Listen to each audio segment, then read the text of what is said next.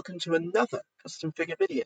Today we'll be looking at an old custom from series 2 of Parallel, which is the Ergon from the 5th Doctor story, The Arc of Infinity.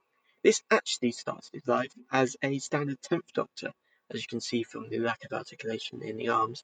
I think this one was actually a uncoat, without his coat, 10th Doctor, but you can still see how I basically stripped him completely of all his extra clothing, and then on top with milliput I've sculpted the rest. So to do this, first removed the head so I could sculpt on a new head. So I got a big clump of milliput and made the neck, and then I very carefully put balls and clumps of milliput to sort of shape it into the face as I saw it in the images. Images in that episode aren't exactly the best, and he's not in the best lighting in that episode. I don't think he ever leaves the TARDIS. So yeah, as you can see, I tried my best to sculpt in all the wrinkles on the neck and the brain at the back and the bit that came over and all the little balls to make the eyes. He has 4 eyes, and only a bit of paint was chipped off there. And of course, then I put a little bit to make the beak, and then I scored on the crisscross between the eyes on top.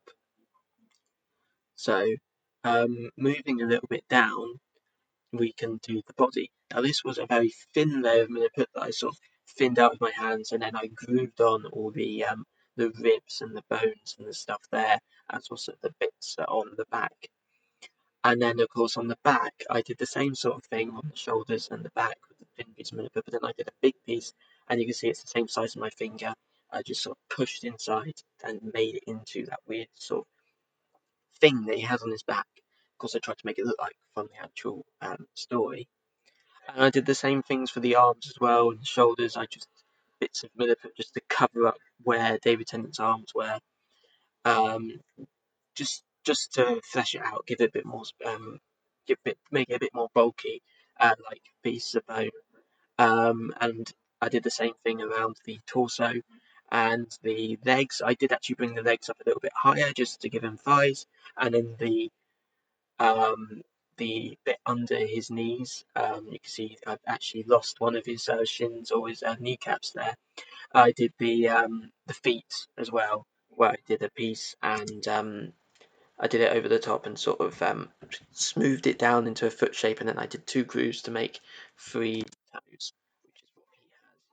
As you can see here, I've also added in some few cracks coming up his shins from his knees. I just painted the entire thing pure white, except the bits that are a sort of dark red, and then on top I did a really light watery wash of brown, and then another wash of black, and that sort of made all the bones look dirty and old.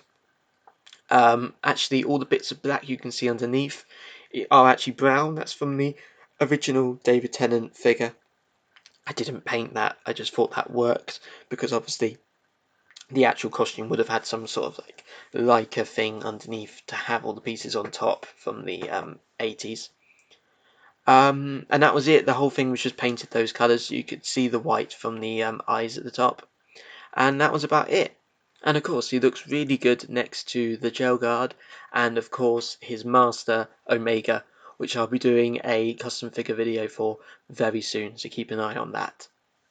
And so that brings us to the end of this video. I'm really happy with this custom. I hope you like it too. And if you want to find out more about my customs, there's lots more on my channel, as well as other things like my figure animations and other custom figures coming soon. Thank you so much for watching, and goodbye.